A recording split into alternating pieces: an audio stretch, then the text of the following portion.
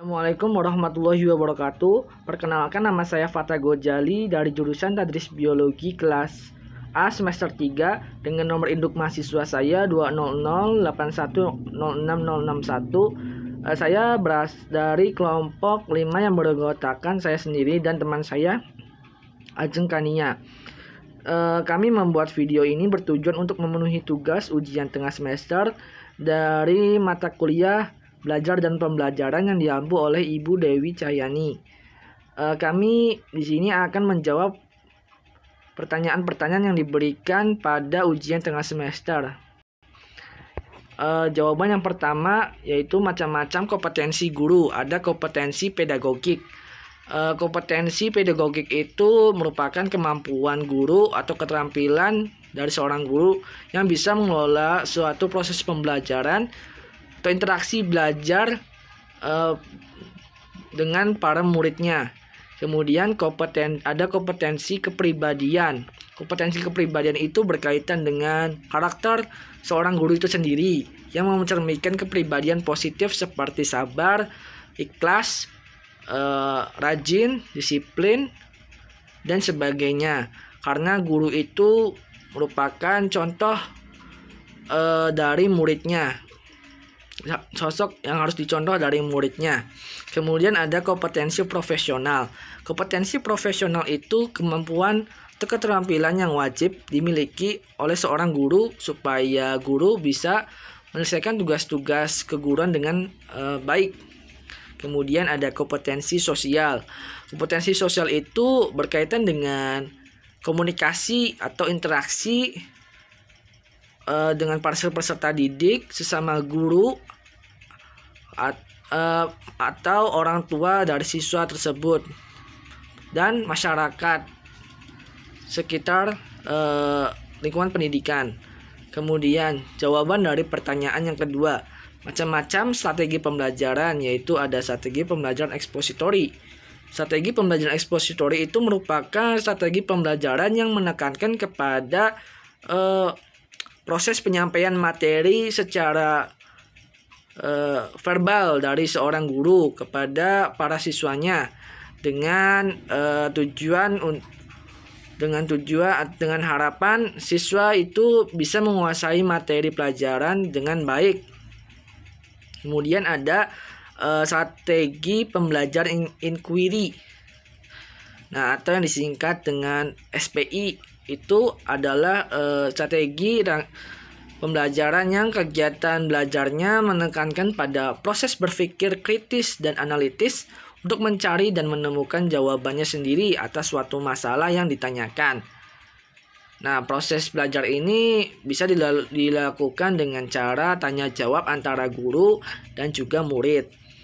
Kemudian ada strategi pembelajaran berbasis masalah atau PBL, Problem Based Learning, merupakan strategi pembelajaran yang diartikan sebagai rangkaian aktivitas pembelajaran yang menekankan proses penyelesaian masalah yang dihadapi secara ilmiah. Kemudian ada strategi scientific learning atau proses pembelajaran ilmiah, merupakan strategi pembelajaran yang dirancang agar peserta didik aktif untuk mengonstruksi konsep, hukum atau prinsip melalui tahapan-tahapan mengamati yang dilakukannya sendiri. Kemudian jawaban dari pertanyaan ketiga, kelebihan dan kelemahan beberapa strategi pembelajaran. Yang pertama ada strategi pembelajaran ekspositori. Kelebihannya itu guru itu bisa mengontrol urutan atau keleluasaan materi pembelajaran, dan guru juga bisa mengetahui sejauh mana siswa menguasai bahan pembelajaran yang disampaikan oleh guru. Kemudian kelemahannya itu strategi pembelajaran inquiry ini mungkin dapat dilakukan dengan siswa yang memiliki kemampuan mendengar atau menyimak yang baik. itu kelebihan dan kelemahan strategi pembelajaran ekspositori. Kemudian kelebihan dan kelemahan strategi pembelajaran inquiry. Kelebihannya itu proses belajar mengajar menjadi lebih hidup dan menjadikan siswa itu aktif. Namun lemahnya itu kadang-kadang dalam proses pembelajaran memerlukan waktu yang panjang, sehingga guru itu sendiri sulit menyesuaikan waktu belajarnya yang telah direncanakan sebelumnya. Kemudian strategi pembelajaran ketiga yaitu strategi pembelajaran konseptual. Kelebihannya itu memberikan kesempatan pada siswa untuk mengembangkan potensi yang dimiliki, sehingga siswa itu aktif dalam kegiatan belajar mengajar. Tapi kekurangannya itu pemilihan materi di kelas itu didasarkan pada kebutuhan setiap siswa.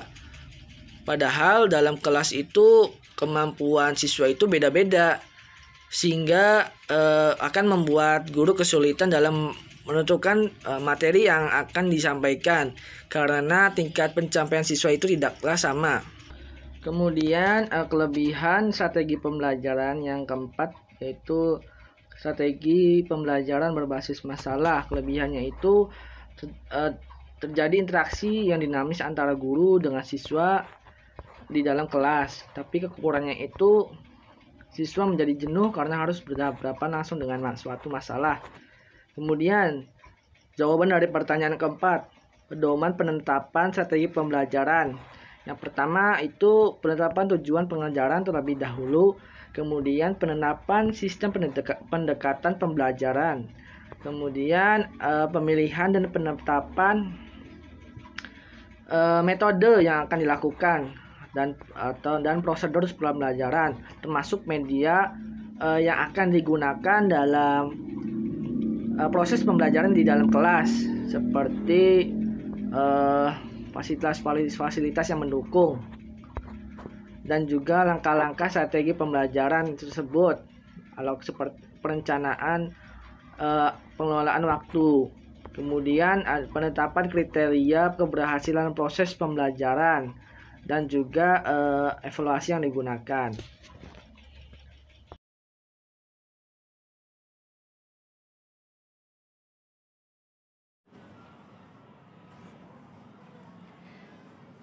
Soal yang pertama, jelaskan kompetensi apa saja yang harus dimiliki guru dalam mengajar.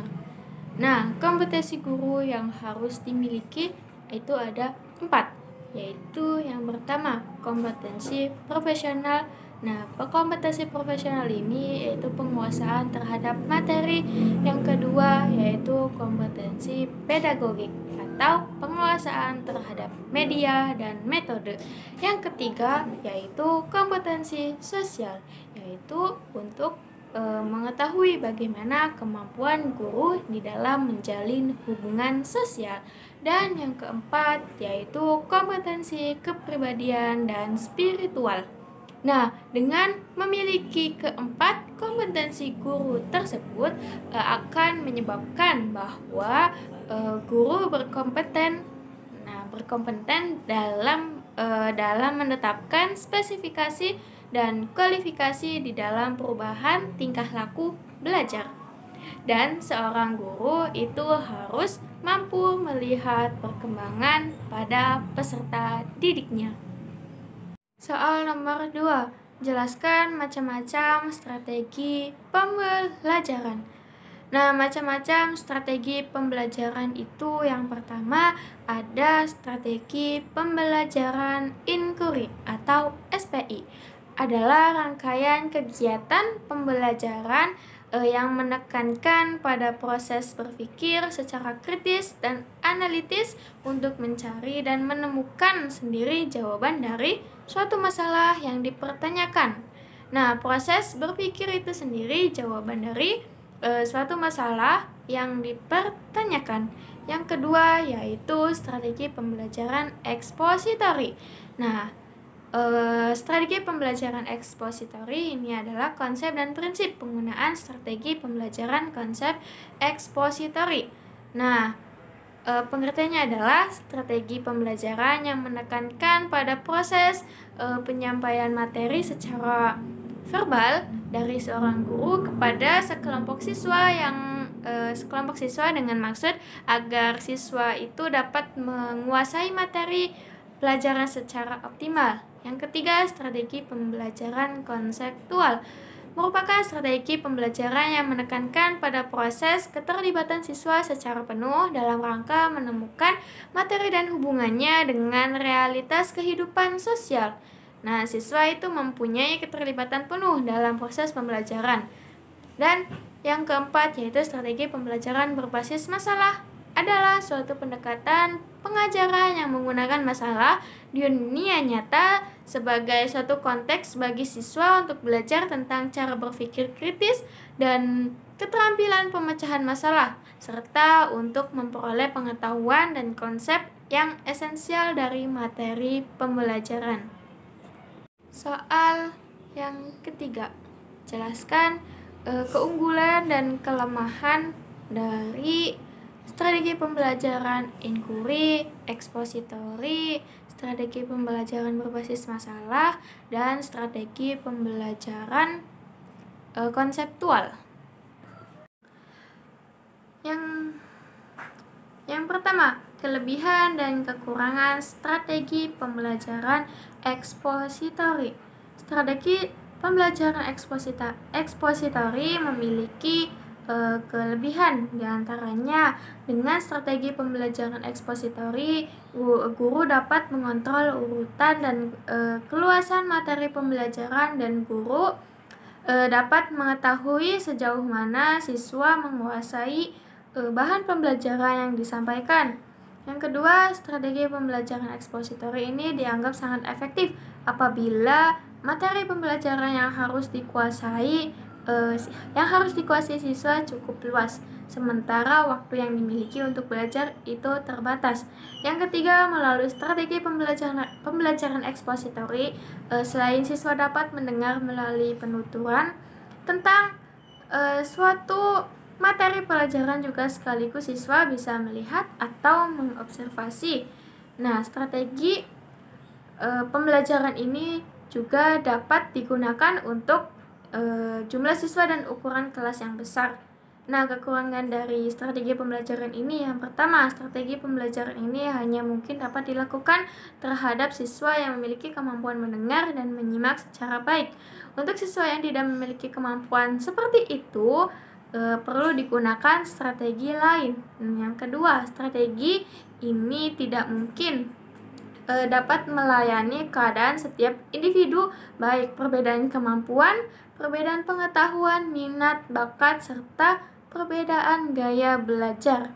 Karena strategi ini lebih banyak diberikan melalui ceramah, maka akan sulit mengembangkan kemampuan siswa dalam hal kemampuan sosialisasinya, hubungan interpersonalnya, serta kemampuan berpikir kritis.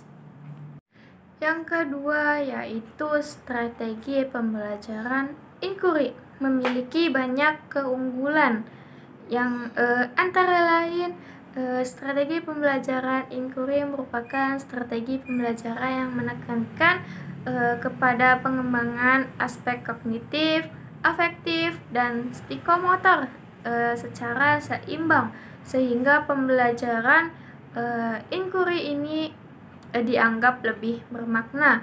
Yang kedua, dapat memberikan ruang kepada siswa untuk belajar sesuai dengan gaya belajar mereka. Yang ketiga, gaya strategi ini merupakan strategi yang dianggap sesuai dengan perkembangan psikologi belajar modern, yang menganggap belajar adalah proses perubahan tingkah laku berkat adanya pengalaman. Nah, strategi pembelajaran inquiry juga memiliki kelemahan. Di antaranya, yang pertama, jika strategi pembelajaran inquiry digunakan sebagai strategi pembelajaran, maka akan sulit mengontrol strategi dan keberhasilan siswa. Yang kedua, strategi ini sulit dalam merencanakan pembelajaran oleh karenanya terbentur dengan kebiasaan siswa dalam belajar. Yang ketiga, kadang-kadang dalam mengimplementasikannya memerlukan waktu yang panjang sehingga guru mengalami kesulitan untuk menyesuaikan waktu. Yang ketiga adalah strategi pembelajaran konseptual.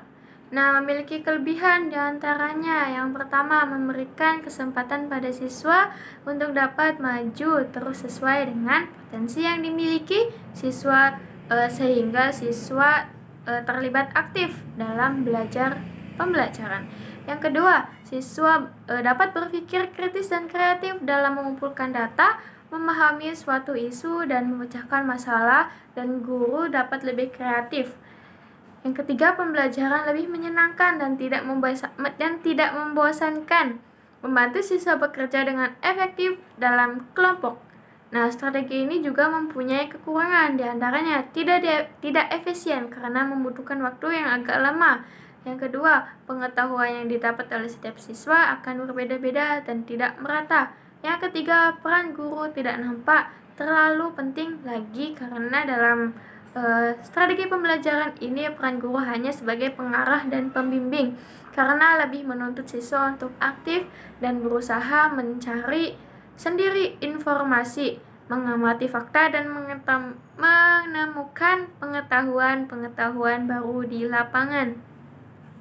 Dan yang keempat yaitu strategi pembelajaran berbasis masalah. Memiliki kelebihan diantaranya terjadi interaksi yang dinamis antara guru dengan siswa, siswa dengan guru, dan siswa dengan siswa.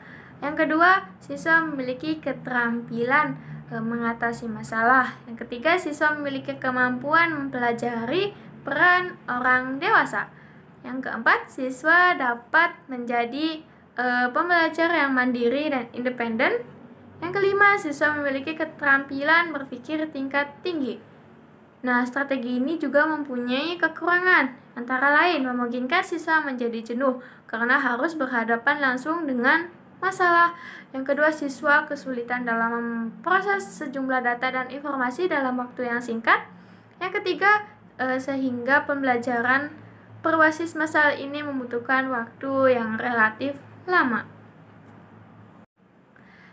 Dan soal yang keempat yaitu jelaskan pedoman penetapan strategi pembelajaran.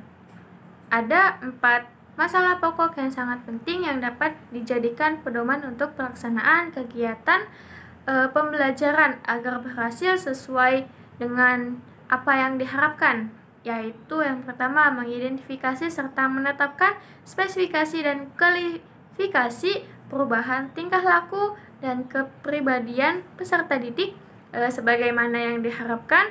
Yang kedua, memiliki sistem pendekatan pembelajaran berdasarkan aspirasi dan pandangan hidup masyarakat. Yang ketiga, memilih dan menetapkan prosedur, metode, dan teknik pembelajaran yang dianggap paling efektif dan paling tepat sehingga dapat dijadikan pegangan oleh para guru dalam menunaikan kegiatan mengajarnya. Dan selanjutnya menetapkan norma-norma dan batas maksimal keberhasilan atau kriteria serta standar keberhasilan sehingga dapat dijadikan pedoman oleh guru dalam melakukan evaluasi hasil kegiatan belajar mengajar yang selanjutnya akan dijadikan umpan balik untuk penyempurnaan sistem instruksional yang bersangkutan secara keseluruhan.